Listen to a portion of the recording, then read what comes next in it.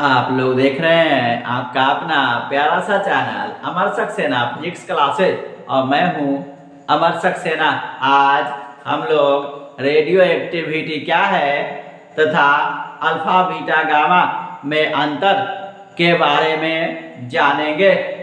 सबसे पहले आज हम लोग जानेंगे रेडियो एक्टिविटी क्या है और अल्फा बीटा और गामा में अंतर। आज का हमारा टॉपिक है, आज का टॉपिक हमारा है radio activity. Radio activity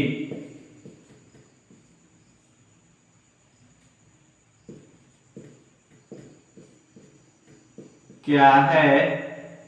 radio activity क्या है?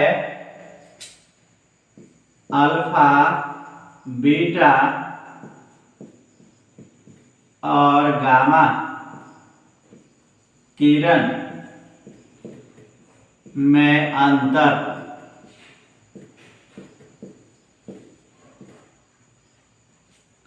आज हम लोग क्या सीखेंगे रेडियो एक्टिविटी क्या है। What is radio activity?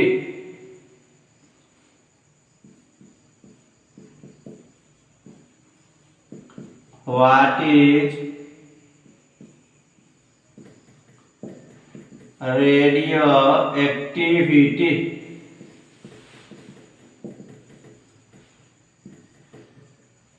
Difference between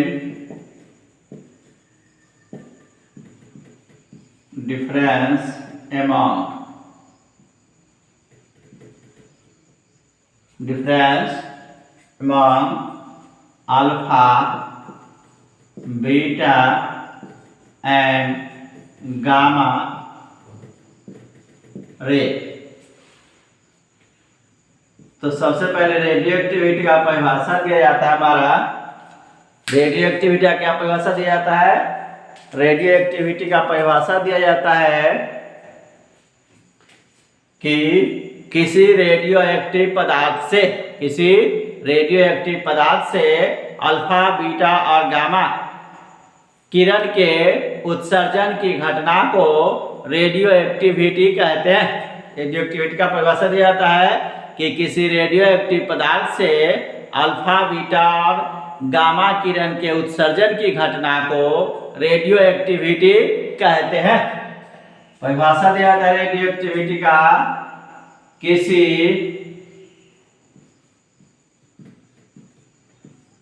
radio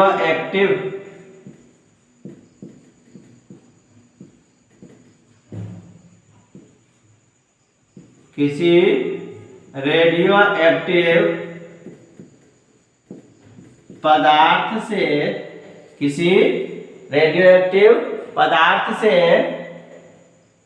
alpha beta और गामा किरण के किसी रेडियो एक्टिव पदार्थ से अल्फा बीटा और गामा किरण के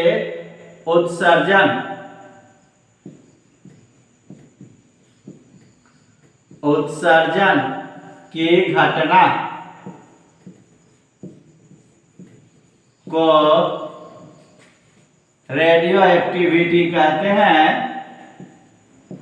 रेडियो एक्टिविटी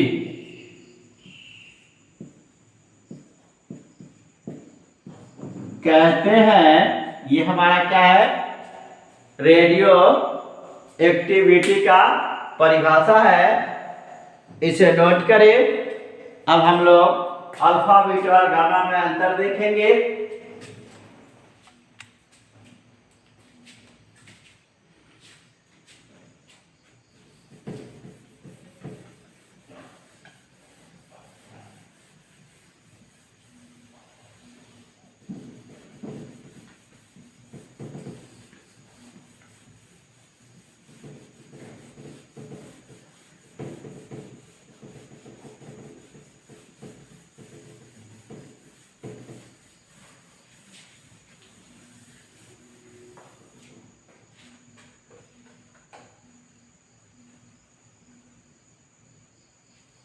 आगे हमारा है अल्फा बीटा और गामा में अंतर। तो अंतर निम्नलिखित है, अल्फा बीटा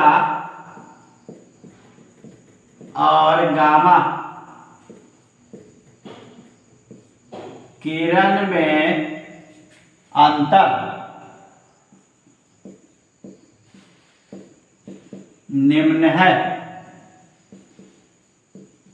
अल्फा बीटा और गामा किरण में क्या है, अंतर निम्न है। एक तरफ हम लोग अल्फा किरण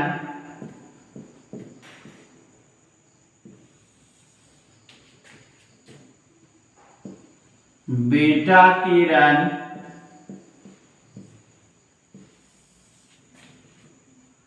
इधर हम लोग गामा किरण, एकदम सिंपल सिंपल अंतर हम लोग देखेंगे। तो अल्फा किरण में हमारा एक नंबर में होगा, क्या होगा हमारा अल्फा किरण में एक नंबर में, अल्फा किरण धन आवेशित कणों से मिलकर बनी होती है। अल्फा किरण धन आवेशित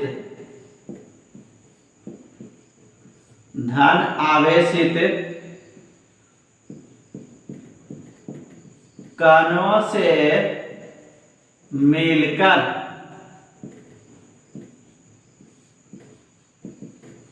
बनी होती है। अल्फा किरण के एक में कहता है हमारा कि अल्फा किरण जो है वह धन आवेशित कणों से मिलकर बनी होती है। बीटा किरण में एक नंबर में हमारा हो जाएगा, बीटा किरण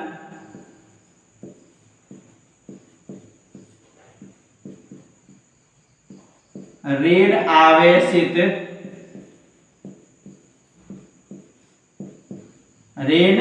आवेशित कणों से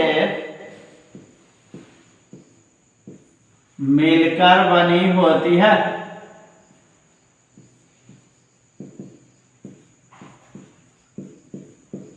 मिलकर बनी होती है। और गामा किरण में कहता है कि गामा किरण पर कोई आवेश नहीं होता है। गामा किरण पर कोई आवेश नहीं होता है।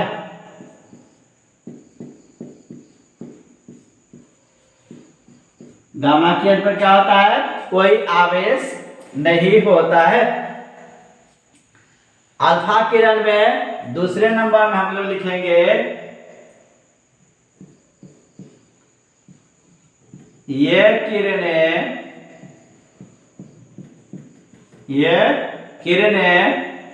विद्युत क्षेत्र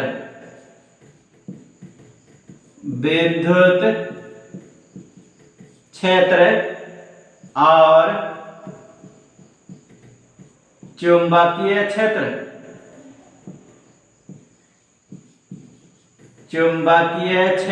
ये किरणें विद्युत क्षेत्र और चुंबकीय क्षेत्र में विक्षेपित हो जाती है।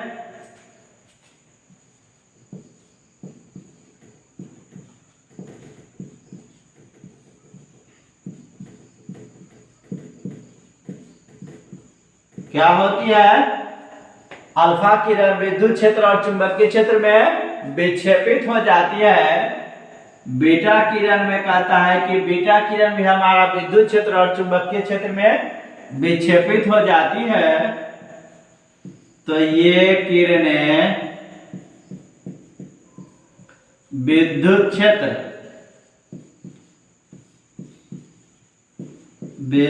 क्षेत्र और चुंबकीय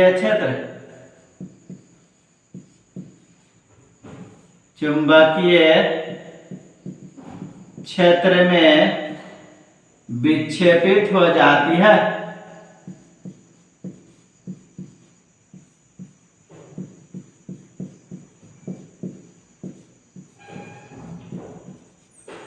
और गामा किरण में क्या होता है कि इस पर विद्युत क्षेत्र और चुंबकीय क्षेत्र का कोई प्रभाव नहीं पड़ता है, अर्थात विक्षेपित नहीं होती है। ये किरणें विद्युत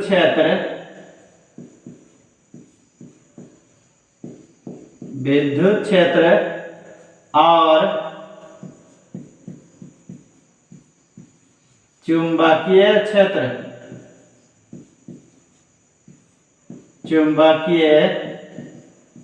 क्षेत्र में विक्षेपित नहीं होती है। विक्षेपित नहीं होती है। दूसरा अंतर हो गया हमारा, पहला था कि अल्फा किरण धनावेशित कणों से मिलकर बनी होती है, बीटा किरण ऋणावेशित कणों से मिलकर बनी होती है, और गामा किरण पर कोई आवेश नहीं होता है। दूसरा अंतर है हमारा, ये किरणें विद्युत क्षेत्र और चुंबकीय क्षेत्र में विक्षेपित हो जाती है अल्फा में, और बीटा किरण में है ये किरणें विद्युत क्षेत्र और चुंबकीय क्षेत्र में विक्षेपित हो जाती है, और गामा किरण में है ये किरणें विद्युत क्षेत्र और चुंबकीय क्षेत्र में विक्षेपित नहीं होती है। तीसरा अंतर होगा हमारा,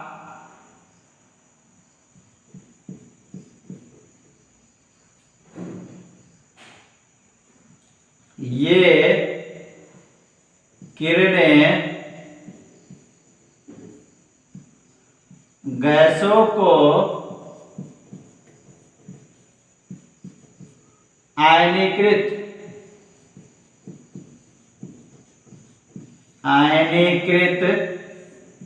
कर देती है।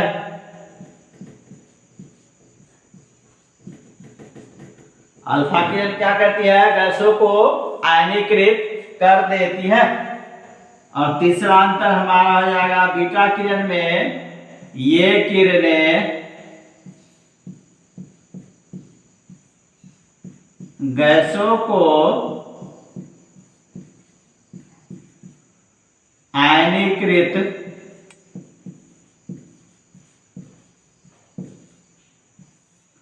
कर देती है।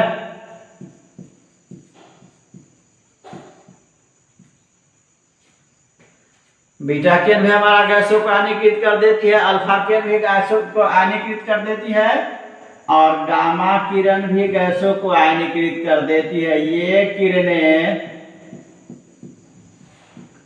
गैसों को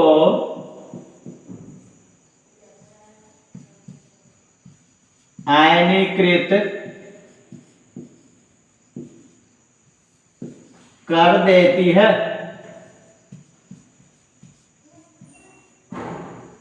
ये हमारा तीसरा अंतर है कि अल्फा किरण गैसों को आयनीकृत कर देती है, बीटा किरण भी गैसों को आयनीकृत कर देती है, और गामा किरण भी गैसों को आयनीकृत कर देती है। इसे नोट करें।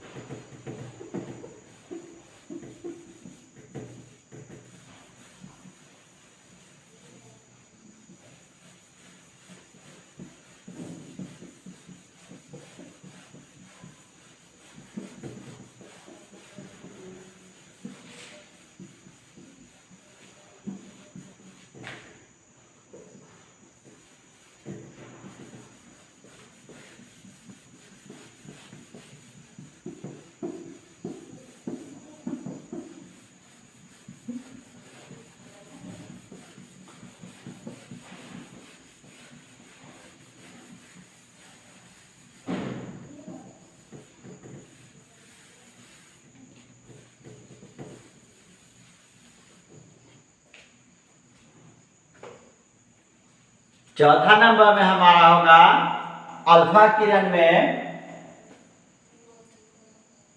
चौथा नंबर में हमारा होगा अल्फा किरण में इसकी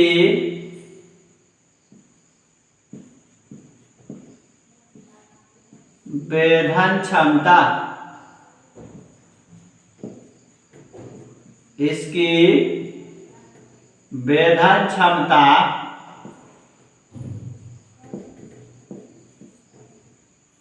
कम होती है।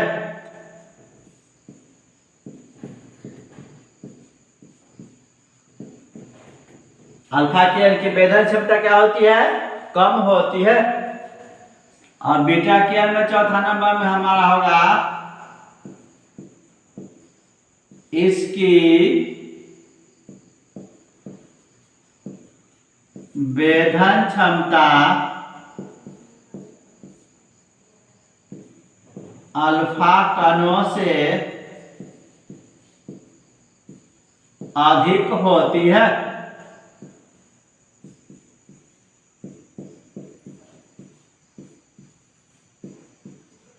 बीटा किरण की वेधन क्षमता अल्फा कणों से अधिक होती है। और गामा किरण में हमारा चौथा नंबर में होगा इसकी वेधन क्षमता सबसे अधिक होती है। इसकी वेधन क्षमता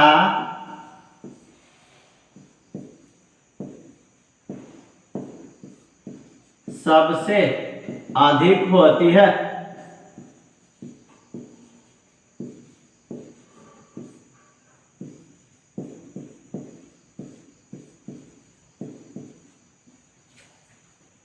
चौथा नंबर में हमारा क्या कह रहा है कि अल्फा कण की वेधन क्षमता कम होती है, बीटा किरण की वेधन क्षमता अल्फा कणों से अधिक होती है और गामा किरण की वेधन क्षमता सबसे अधिक होती है। पांचवा नंबर जो अंतर है हमारा, अल्फा कण क्या करती है, ये फोटोग्राफी प्लेट को प्रभावित करती है। ये फोटोग्राफी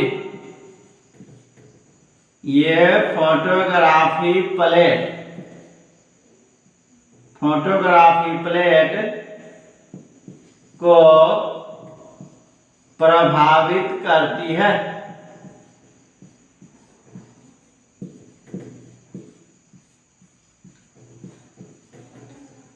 बीटा किरण भी फोटोग्राफी प्लेट को प्रभावित करती है। ये फोटोग्राफी प्लेट को प्रभावित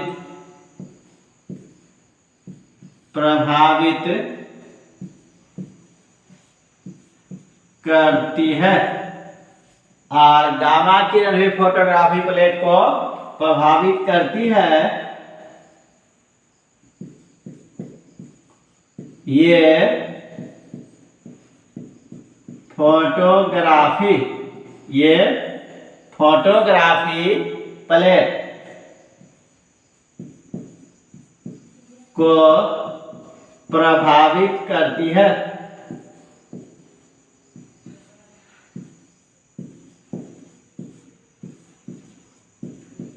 ये जो हमारा क्या है, अल्फा बीटा और गामा किरण में अंतर है। ये जो टॉपिक या जो हमारा क्वेश्चन है, ये 2012 के इंटरमीडिएट फाइनल एग्जामिनेशन में पूछा गया है, इसीलिए इसे देख जाएंगे। आज के लिए इतना ही, मिलते हैं फिर अगले वीडियो में अगले टॉपिक के साथ।